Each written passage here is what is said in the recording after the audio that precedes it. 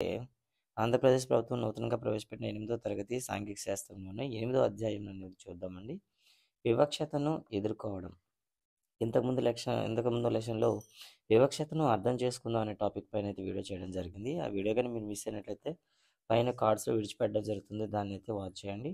And మీరు ఎవరైనా first time చూస్తున్నట్లయితే ప్లీజ్ సబ్స్క్రైబ్ చేయండి. అదేవిధంగా మా వీడియో అప్డేట్స్ కోసం బెల్ ఐకాన్‌లో ఆల్ నోటిఫికేషన్ ఎనేబుల్ చేయండి. ఇక టాపిక్‌లోకి వెళ్దాం. ముందు అధ్యాయంలో మనం 2 సముదాయాల గురించి, వారు ఎదుర్కొంటున్న అసమానతలు, వివక్షతల గురించి తెలుసుకుందాం.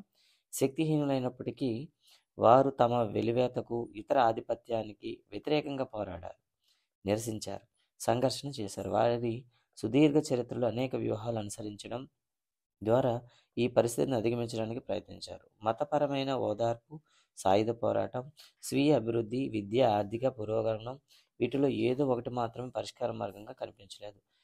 ఈ అన్ని సందర్భాలలో వెనుకబడిన సమూహాలు వారు ఎంచుకున్న పోరాట మార్గం వారు ఉన్న పరిస్థితులపైన ఆధారపడి ఉంది.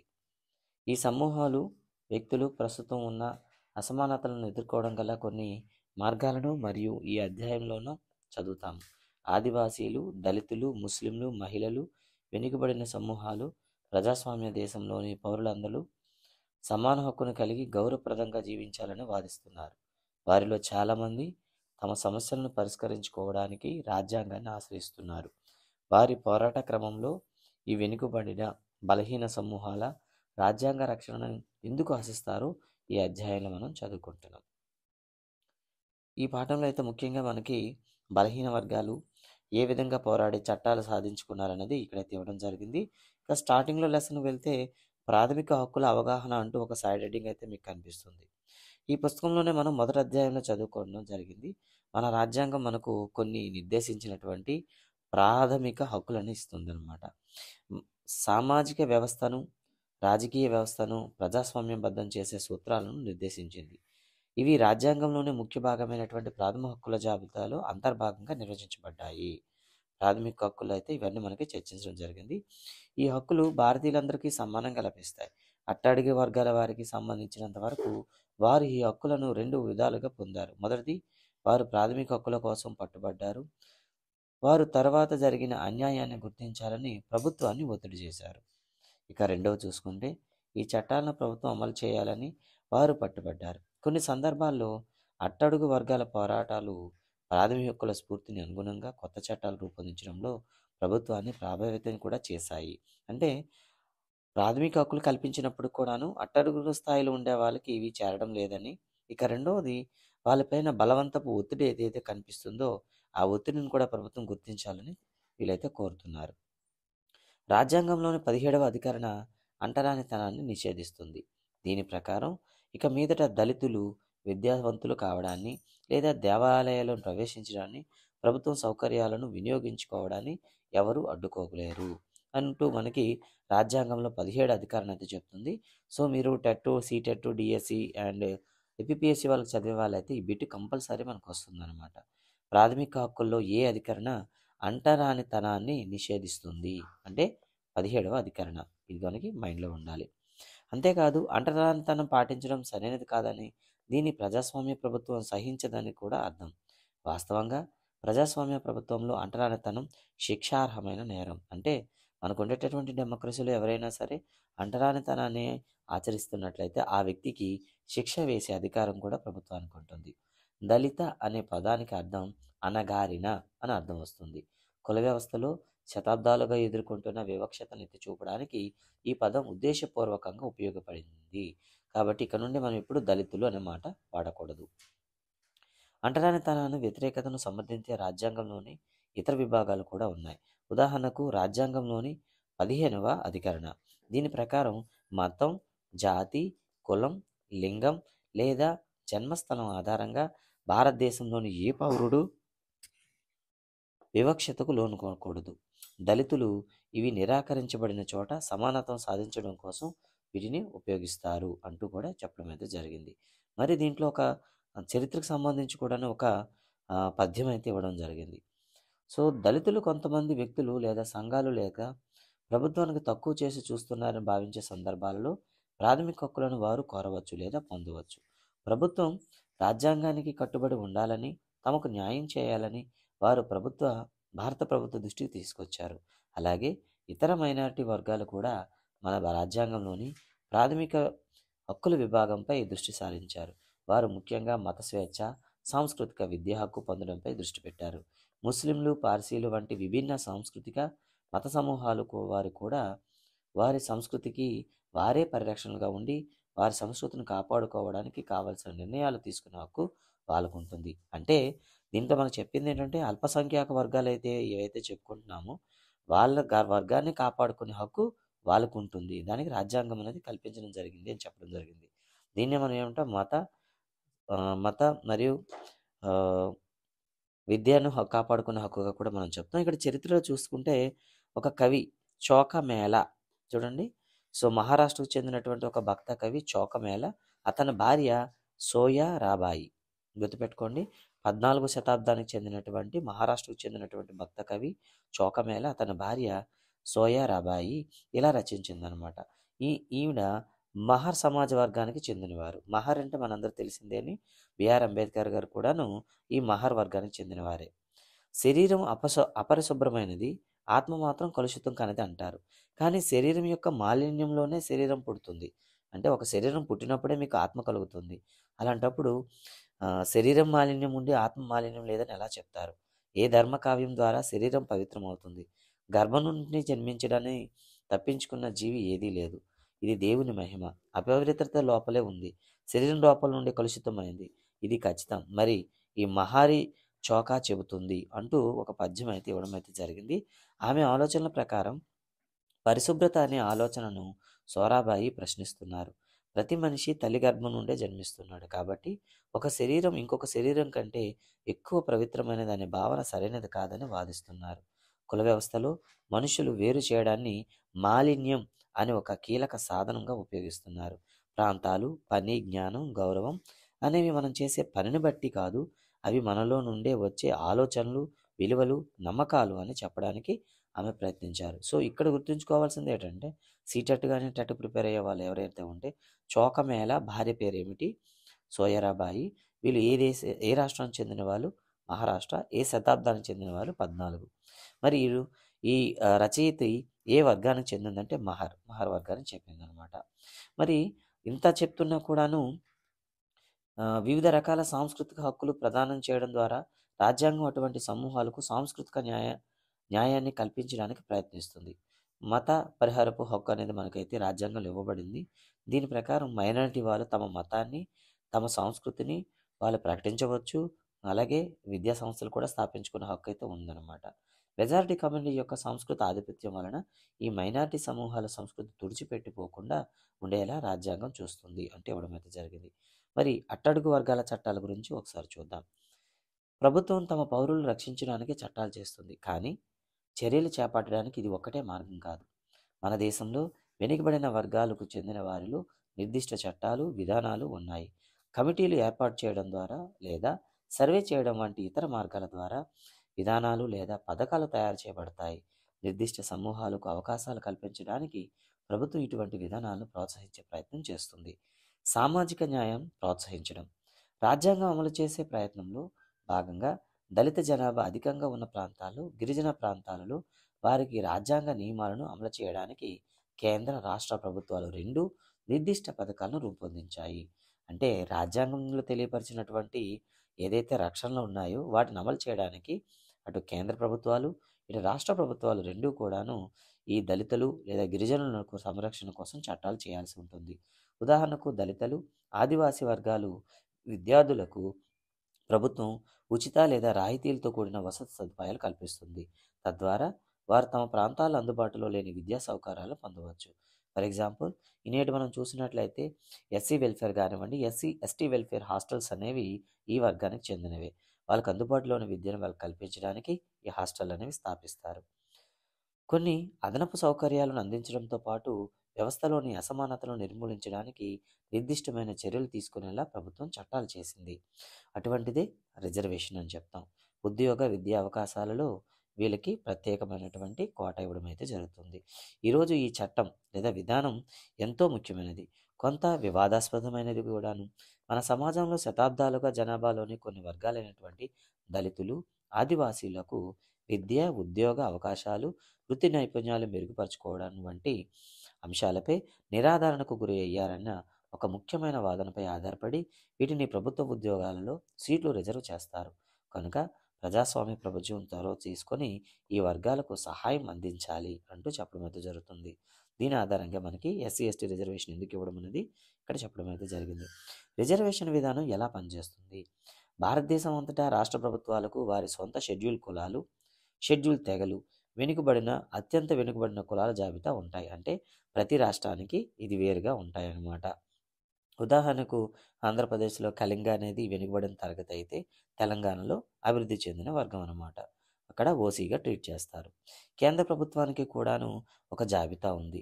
విద్యా సంస్థలకు దరఖాస్తు చేసుకునే విద్యార్థులు, ప్రభుత్వ ఉద్యోగాలకు దరఖాస్తు చేసుకునేవారు తమ కులం లేదా తెగకు సంబంధించిన రుజువులను కులం లేదా తెగ ధృవీకరణ పత్రం అంటాం. దీన్ని క్యాస్ట్ సర్టిఫికేట్ అంటాం కదా.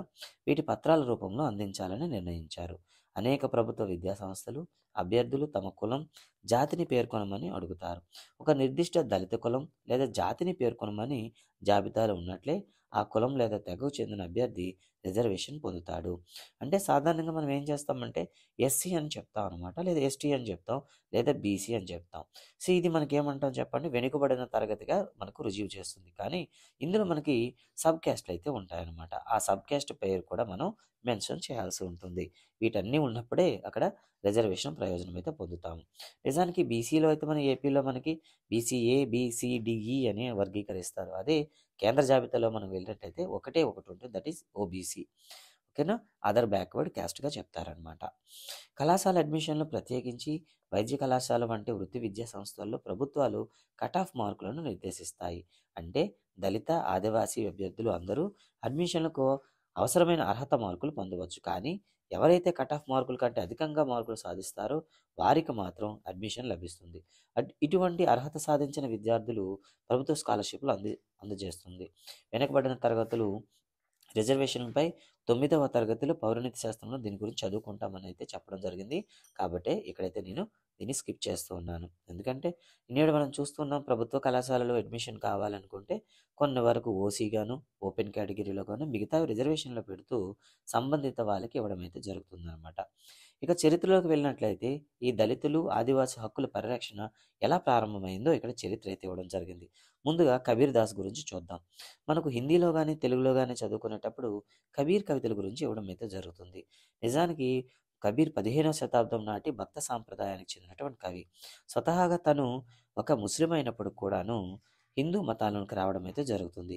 కబీర్ పద్యాలలో భగవంతుని పట్ల ఆరాధన, మతాచారాల మత పెద్దల పట్ల నిరసన వ్యక్తమవుతుంది. అతను ఆధిపత్యం కలవారిని సూటిగా పదునుగా విమర్శిస్తాడు.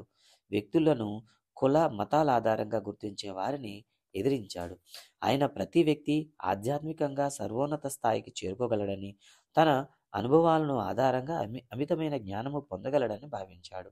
అతని కవితలు మానవులందరూ సమానమని, అందరూ పడే శ్రమ ఒకటేనని తెలియజేస్తున్నాయి. సాధారణంగా కుమ్మరి, నేత పనివాడు, నీటిని మోసుకెళ్లే స్త్రీ లాంటి వారు పనుల ఆధారంగా యావత్ ప్రపంచం పట్ల ఆయన అవగాహన కల్పించాడు. అతని సాహసోపేతమైన సవాలు చాలామందికి స్ఫూర్తినిచ్చింది. నేటికి కబీర్ కవిత్వాన్ని దళితులు, వివక్షతకు గురి అయిన వారు ప్రశంసిస్తారు, పాటలుగా పాడుకుంటారు. ఈ కవితలు ఉత్తరప్రదేశ్, రాజస్థాన్, పంజాబ్, మధ్యప్రదేశ్, బెంగాల్, బీహార్, గుజరాత్ రాష్ట్రాలలో సామాజిక శ్రేణులు విమర్శించే వారి ప్రశంసలు అందుకుంటున్నాయి. మరి ఎస్సీ రిజర్వేషన్ లేదా ఎస్టీ రిజర్వేషన్ మనకు చట్టాలు ఎలా వచ్చాయి అనేది ఒక చరిత్ర అయితే ఇవ్వడం జరిగింది. ఇక్కడ ఒక ప్రశ్న అయితే ఖచ్చితంగా మనకు పోటీ పరీక్షలో రావడానికి అవకాశం ఉంటుంది. మన దేశంలో అట్టడుగు వర్గాలకు వివక్ష, దోపిడీ నుండి రక్షించడానికి విధానాలతో పాటు నిర్దిష్ట చట్టాలు కూడా ఉన్నాయి. దళితులు ఈ చట్టాలను ఉపయోగించి తమను తాము రక్షించుకుంటారో క్రింది నిజ జీవిత సంఘటన గురించి తెలుసుకుందాం. మల్గూర్ చూసుకోండి, జక్మల్గూర్ గ్రామస్తులు, ఇది ఒక గ్రామం అండి. జక్మల్గూర్ గ్రామస్తులు ప్రత్యేక పండుగ ఏర్పాటు చేసుకుని ఉంటారు. ఈ గ్రామంలో 5 సంవత్సరాలకు ఒకసారి గ్రామ దేవత పండుగ చేస్తారు. ఈ 5 రోజుల పండుగకు 20 గ్రామాల పూజారులు తరలి వస్తారు. ఈ దళిత జాతికి చెందిన వ్యక్తి ఈ పూజారుల కాళ్ళు కడిగి ఆ నీటితో స్నానం చేయడం ద్వారా జాతర లేదా పండుగ మొదలవుతుంది. జక్మల్గూర్లో ఈ కార్యక్రమాన్ని నిర్వహించే వ్యక్తి రత్నం కుటుంబానికి చెందినవాడే. అయితే అంతకు ముందు అతని తండ్రి, తాతలు ఈ కార్యక్రమాన్ని నిర్వహించేవారు. వారిలో ఎప్పుడూ గుడిలోకి అనుమతించకపోయినా ప్రత్యేక పండుగ సమయంలో ఈ కార్యక్రమాన్ని నిర్వహించడం గౌరవంగా భావిస్తారు. ఇప్పుడు రత్నం ఈ కార్యక్రమాన్ని నిర్వహించాల్సి వచ్చింది. రత్నం దగ్గరలో ఉన్న ఇంజనీరింగ్ కళాశాలలో చదువుతున్నాడు. వయసు 20 సంవత్సరాలు కుర్రవాడు. ఈ కార్యక్రమాన్ని చేయడానికి అతను నిరాకరించాడు. ఈ ఆచారంపై తనకు నమ్మకం లేదని, తన కుటుంబం సభ్యులు దళితులు కావడం చేత బలవంతంగా ఈ ఆచారాన్ని నిర్వహింపచేస్తున్నారని అన్నాడు. రత్నం ఈ విధంగా తిరస్కరించడం గ్రామంలో అగ్రవర్ణాలకే కాక తమ సొంత సామాజిక వర్గంలో కూడా కోపం తెప్పించింది. అగ్రవర్ణాల వారు ఇంత చిన్న వయసు అబ్బాయి తిరస్కరించడంలో దిగ్భ్రాంతి గురయ్యారు. అతని విద్యే ఇతన్ని ఇతరులతో పోల్చుకునే విధానంగా చేసిందని వారి అభిప్రాయపడ్డారు. ఇది అగ్రవర్ణానికి ఆగ్రహానికి కారణమవుతుందేమోనని రత్నం కులస్తులు భయపడ్డారు. వీరిలో చాలామంది అగ్రవర్ణాల వారి పొలాలలో దినసరి కూలీలు. అగ్రవర్ణాల వారు వారికి పని ఇవ్వకపోతే ఎలా సంపాదించాలి, ఎలా బ్రతకాలి, గ్రామదేవత కోపానికి కూడా బలి కావాల్సి వస్తుందని కూడా అన్నారు. కానీ ఒక్క దళితునికి కూడా ఆలయంలో ప్రవేశం లేనప్పుడు మరి దేవతకు ఎలా కోపం వస్తుందని రత్నం వాదించాడు. అగ్రవర్ణాల వారు రత్నానికి గుణపాఠం నేర్పాలి అని నిర్ణయించారు. అతని కుటుంబాన్ని బహిష్కరించాలని, వారితో ఎవరూ మాట్లాడకూడదని, వారితో కలిసి ఎవరూ పనిచేయకూడదని ఆ రత్నం సామాజిక వర్గాన్ని ఆదేశించారు. ఒకరోజు రాత్రి కొంతమంది అతని గ్రామ సమీపానికి వచ్చి అతని ఇంటికి నిప్పు అంటించారు. అతని తల్లితో కలిసి తప్పించుకోగలిగాడు.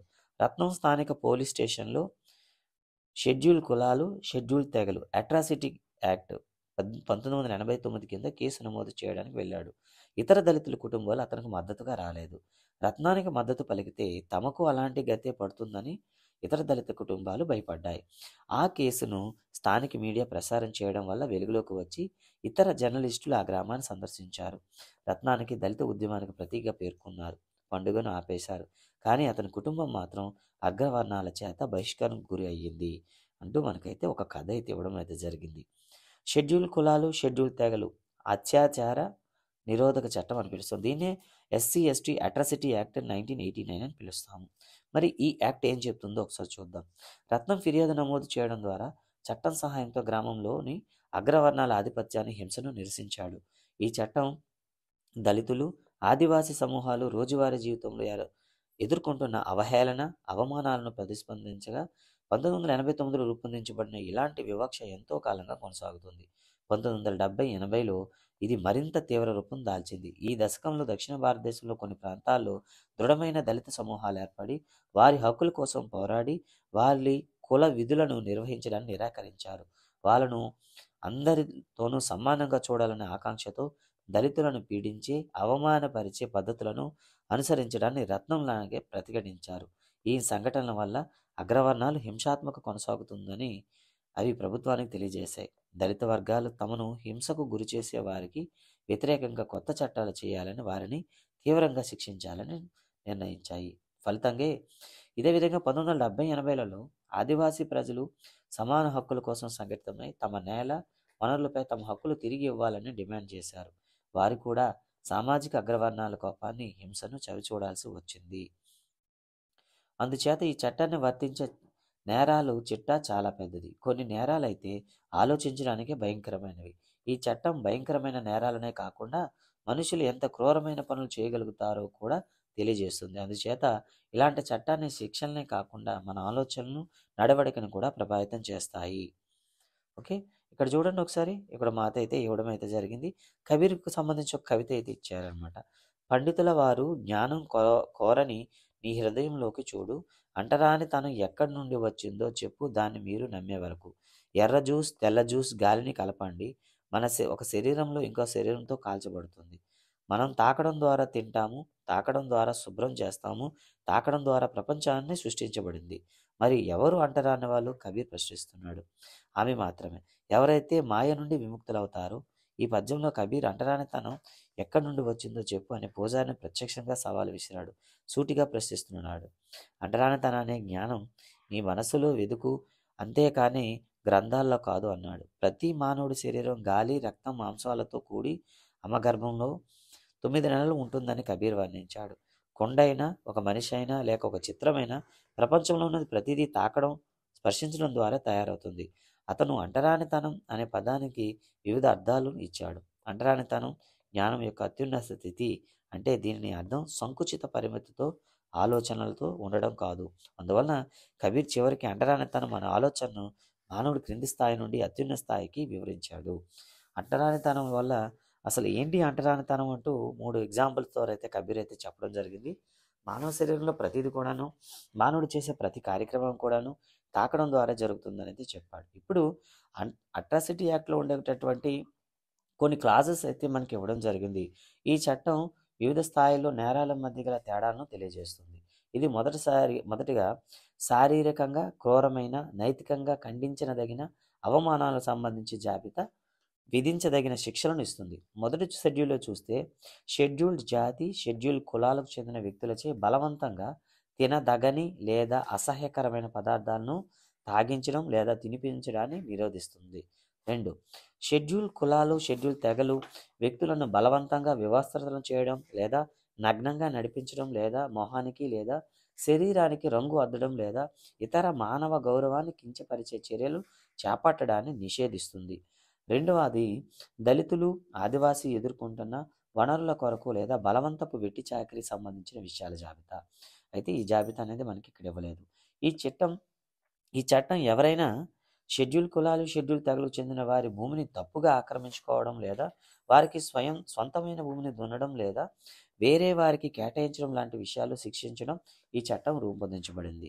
మరొక స్థాయిలో ఈ చట్టం దళితులు, ఆదివాసీ మహిళల పట్ల జరిగే ప్రత్యేకమైన నేరాలు, షెడ్యూల్ కులాలు, షెడ్యూల్ తెగలకు చెందిన మహిళలపై దాడులు, అగౌరవపరిచే చర్యలు చేయడం, దండించడం లాంటి విషయాలను తెలియజేస్తుంది. ఇవన్నీ కూడా మనకి అట్రాసిటీ యాక్ట్లో ఉండేటటువంటి కొన్ని యాక్ట్స్ అయితే ఇచ్చారు. ఒకటి ప్రకారం వాళ్ళని తినకూడనిది లేదా అసహ్యించుకునే పదార్థాలు వాళ్ళ చేత తినిపించడం కానీ తాగిపించడం చేయకూడదు. 2 షెడ్యూల్ కులాలను కానీ తెగల వాళ్ళని కానీ వ్యవస్థలను చేసి అంటే నగ్నంగా చేసి నడిపించడం లేదా శరీరానికి రంగులు రాయడం వంటివి కూడాను వ్యతిరేకిస్తుంది. ఇక తర్వాత మనం చూద్దాం. ఇక్కడ మాన్యువల్ స్కావెంజర్ అనేది ఒక ఎగ్జాంపుల్ ఫోటోతో అయితే మీకు ఇవ్వడం జరిగింది. అంటే పశువులు లేదా మనుషులు వ్యర్థాలను తట్టలు బుట్టలు ఉపయోగించి ఎండిన మరుగుదొడ్లను శుభ్రం చేసేవారిని, అలాగే తలపై మోసుకుని దూర ప్రాంతాలు పారబోసేవారిని మాన్యువల్ స్కావెంజర్స్ అంటారు. వీళ్ళని సిటీస్లో అయితే వీటిని మనం ఏమని చెప్తామంటే పొడి, మనం సింపుల్గా వీటిని ఏమని పిలుస్తామంటే ఒకసారి చూద్దాం, పొడి టాయిలెట్స్ లేదా ఎండిన టాయిలెట్స్ అని పిలుస్తాం అనమాట. ఓకే, వీరి సంఖ్య ఎలా ఉంది? ఈ సంఖ్య కూడా మనకి చాలా అవసరం. నిజానికి మాన్యువల్ స్కావెంజర్స్ అంటే మనుషులు లేదా పశువులు వేసిన వ్యర్థాలను చేతులతో ఎత్తిపెట్టే వాళ్ళని ఒక్కొక్క ప్రాంతంలో ఒక్కోలా పిలుస్తారు. మన ఆంధ్రప్రదేశ్లో వీటిని కాపాడడం కోసం ఏర్పడిన ఉద్యమాన్ని సఫాయి కర్మచారి ఉద్యమం అని పిలుస్తారు. దీనిలో మనందరూ తెలిసిందేని సఫాయి కర్మచారి ఉద్యమం. ఇది మనకి విజయవాడలో ఉన్న పనిచేసే వ్యక్తికి మనకి రామన్ మెగ్సెస్ అవార్డు కూడా ఇచ్చారనమాట. సో ఆ పేరు మీకు తెలిసినట్లయితే కామెంట్లో పెట్టండి. సో ఈ సఫాయి కర్మచారి ఉద్యమం అనే సంస్థ ఈ మానవ జంతు వ్యర్థాల తొలగింపు, సిబ్బంది సంక్షేమం కోసం పనిచేస్తుంది. భారతదేశంలో 1,00,000 మంది దళిత జాతీయులు ఈ పనిలో ఉన్నారు. వీరిలో మున్సిపాలిటీ నిర్వహించే 26 లక్షల ప్రైవేటు కమ్యూనిటీ ఎండిన మరుగుదొడ్లలో పనిచేస్తున్నారు. ఈ మాన్యువల్ స్కావెంజర్స్ అమానవీయ పరిస్థితులు పనిచేయడం వలన తీవ్రమైన ఆరోగ్య ప్రమాదాలు ఎదుర్కొంటున్నారు. కళ్ళకు, చర్మానికి, శ్వాసకోశ, జీర్ణ, రేగు వ్యవస్థలకు సంబంధించిన వ్యాధులు తరచూ గురవుతూ ఉంటారు. వారు చేసే పని చాలా తక్కువ కూలీ చెల్లిస్తారు. పట్టణ మున్సిపాలిటీలో పనిచేసేవారు రోజుకు 200 రూపాయలు సంపాదిస్తే అదే ప్రైవేటు సంస్థల్లో పనిచేసే వారికి అంతకన్నా తక్కువ ఇస్తున్నారు. అంటరానితనాన్ని భారత రాజ్యాంగం నిషేధించింది. కానీ మాన్యువల్ స్కావెంజర్లు భారతదేశంలోని వివిధ రాష్ట్రాలు, ముఖ్యంగా గుజరాత్లో వీరిని బంగీలు అంటారు. ఇవి చాలా ఇంపార్టెంట్ అండి. గుజరాత్లో వీరిని బంగీలు అంటారు, ఆంధ్రప్రదేశ్లో పాకీలు అంటారు, తమిళనాడులో సిక్కలియార్లు అని పిలుస్తారు. అంటే మాన్యువల్ స్కావెంజర్స్ అనమాట. వీరు ఇప్పటికీ ఊరిలో చివరిలో నివసిస్తున్నారు. గుడిసెల్లోకి, బావుల్లోకి అంటే గుడుల్లోకి, బావుల్లోకి వీళ్ళకి ఇప్పటికీ అనుమతించడం లేదు. 1993లో ప్రభుత్వం మాన్యువల్ స్కావెంజర్ల ఉపాధి, పొడి మరుగుదొడ్ల నిర్మాణం నిషేధ చట్టాన్ని తీసుకువచ్చింది. ఈ చట్టం మాన్యువల్ స్కావెంజర్ల నియామకాన్ని, అదేవిధంగా పొడి లెటర్ల నిర్మాణాన్ని నిషేధించింది. 2003 సంవత్సరంలో సఫాయి కర్మచారి ఉద్యమం 7 స్కావెంజర్లతో సహా 13 ఇతర సంస్థలు, వ్యక్తులు సుప్రీంకోర్టులో పబ్లిక్ లిటిగేషన్ అంటాం కదా, సో పబ్లిక్ ఇంటరెస్ట్ లిటిగేషన్ అంటాం, ప్రజా ప్రయోజనాల వ్యాజ్యం దాఖలు చేశారు. మాన్యువల్ స్కావెంజర్ వ్యవస్థ ఇప్పటికీ అమల్లో ఉందని ప్రభుత్వం సంస్థ అయిన రైల్వేలో కొనసాగుతుందని పిటిషనర్లు ఫిర్యాదు చేశారు. పిటిషనర్లు తమకు ప్రాథమిక హక్కులను అమలు చేయాలని కోరారు. 1993 చట్టం ఏర్పడినప్పటి నుండి భారతదేశంలో మాన్యువల్ స్కావెంజర్ సంఖ్య పెరిగిందని కోర్టు అభిప్రాయపడింది. కేంద్ర ప్రభుత్వం, రాష్ట్ర ప్రభుత్వాలకు చెందిన ప్రతి శాఖ, మంత్రిత్వ శాఖ వాస్తవాలను 6 నెలల్లో ధృవీకరించాలని ఆదేశించింది. మాన్యువల్ స్కావెంజర్లు ఉన్నట్లు రుజువైతే వారి విముక్తి, పునరావాసం కోసం ప్రభుత్వ శాఖలు కాలపరిమితితో కూడిన కార్యాచరణ రూపొందించాలని ఉద్దేశించింది.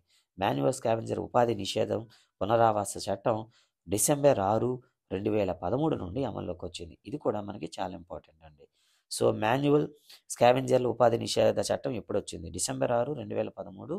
సో ఇవి మనకు సంబంధించింది. ఇక తర్వాత చూస్తే ఆదివాసీల డిమాండ్ చట్టం కూడా ఒకటి ఉందండి. సో 1989 చట్టంలో మరొక ప్రాముఖ్యత ఉంది. సాంప్రదాయకంగా తమను చెందిన భూమిని స్వాధీనపరుచుకుంటూ హక్కును ఆదివాసీ కార్యకర్తలు దీన్ని భావిస్తుంటారు. ఆదివాసీలు సాధారణంగా తమ ప్రదేశం లేదా భూమిని వదిలి వెళ్ళడానికి అంగీకరించరు, ఇష్టపడరు కూడా. కానీ వారు బలవంతంగా వేరే ప్రదేశాలకు పంపబడుతున్నారు. ఎందుకంటే అక్కడ మైనింగ్ కానివ్వండి, ఫారెస్టుల కోసం కానివ్వండి. గిరిజనుల భూములను బలవంతంగా ఆక్రమించి వారిని ఈ చట్టం ప్రకారం శిక్షించాలని కార్యకర్తలు కోరారు. గిరిజనులకు చెందిన భూమిని గిరిజనేతరులు విక్రయించడం లేదా వారు కొనడం చేయరాదని రాజ్యాంగంలో ఇప్పటికే గిరిజనులకు హామీ ఇచ్చిన విషయాన్ని ఈ చట్టం ద్వారా ఎత్తి చూపారు. రాజ్యాంగంలోని గిరిజనులకు ప్రత్యేక అవకాశాలు అయితే కల్పించడం జరిగింది. వారి భూములు కొనడం కానీ, వారి భూములు ఇతరులకు అమ్మడం కానీ నిషేధిస్తుంది. ఒకవేళ అలా జరిగిన సందర్భంలో వారి భూమిని తిరిగి స్వాధీనం చేసుకునేలా రాజ్యాంగం గిరిజనుల హక్కులను హామీ ఇచ్చింది. గిరిజనులు హామీ ఇవ్వబడిన రాజ్యాంగ హక్కులను ఉల్లంఘించిన వారిలో భారతదేశంలో వివిధ రాష్ట్ర ప్రభుత్వాలు ఉన్నాయి. ఆదివాసీ ఉద్యమకారైనటువంటి సికే జాను, ఈ పేరు కూడా గుర్తుపెట్టుకోండి. సికే జాను ఆదివాసీ హక్కుల కోసం పోరాడిన ఉద్యమకారిణి. కలప వ్యాపారులు పేపర్ మిల్లుల రూపంలో గిరిజనేతరణ అక్రమదారులు వారు అనుమతిస్తున్నారు. తద్వారా గిరిజనుల భూమిని దోపిడీ చేస్తున్నారు. రిజర్వ్ లేదా అభయారణ్యాలుగా ప్రకటించే ప్రక్రియలో గిరిజనుల ప్రజలను వారి సాంప్రదాయ అడవుల నుండి బలవంతంగా నెట్టివేస్తున్నారు. ఎక్కడైతే ఆదివాసీలకు ఇప్పటికీ ఖాళీ చేయించారో వారు తిరిగి వారి భూములను పొందలేరో వారికి తప్పనిసరిగా పరిహారం చెల్లించాలని ఆమె కోరారు. అంటే వారు వివిధ చోట నివసించడానికి, పనిచేయడానికి ప్రభుత్వం ప్రణాళికలు, విధానాలను రూపొందించాలి. అన్నింటికంటే గిరిజనుల నుండి తీసుకున్న భూముల్లో పారిశ్రామిక లేదా ఇతర ప్రాజెక్టులు నిర్మించడాన్ని ప్రభుత్వాన్ని పెద్ద మొత్తంలో డబ్బు ఖర్చు చేస్తాయి. కానీ నిర్వాసితుల పునరావాసం కోసం చాలా తక్కువ మొత్తాన్ని ఖర్చు చేయడం ఎందుకు వెనకాడాలి? ఇప్పుడు మనం చూస్తున్నట్లు ఏదైనా ఒక హక్కు, చట్టం, విధానం కాగితంపై ఉన్నంత మాత్రాన అది అమలు అవుతున్నట్లు కాదు. ప్రజలు తమ తోటి పౌరులు, నాయకులు చర్యలకు మార్గనిర్దేశం చేసే సూత్రాలను ఇవి మారేలా నిరంతరం కృషి చేయాలి ఉంటుంది. సమానత్వం, మర్యాద, గౌరవం కోరుకోవడం కొత్తేమి కాదు. ఈ అధ్యాయంలో మన చరిత్ర అంతటా వివిధ రూపాల్లో కనిపిస్తుంది. అదేవిధంగా ప్రజాస్వామ్య సమాజంలో కూడా ఇలాంటి పోరాటాలు, రచనలు, చర్చలు, వ్యవస్థీకృత ప్రక్రియ కొనసాగాల్సిన అవసరం ఉంటుంది. సో గైస్, ఇది సుదీర్ఘమైన పాఠం అయినప్పుడు కూడా చాలా ముఖ్యమైన అంశాలు అయితే ఉన్నాయి. ఈ పాఠం పైన మీ అభిప్రాయాలను, ఆలోచనలు లేదా మీ సలహాలు, సూచనలు కానివ్వండి కింద కామెంట్స్లో చెప్పండి. అదేవిధంగా మా మనీ ట్రీ యాప్ని డౌన్లోడ్ చేసి కేవలం యూట్యూబ్ వీడియోస్ చూడడం వల్ల మీరు అయితే డబ్బులు సంపాదించవచ్చు. ఆ గేమ్స్ ఆడి కూడా డబ్బులను సంపాదించుకోవచ్చు. యాప్ లింక్ అయితే కింద ఉంది.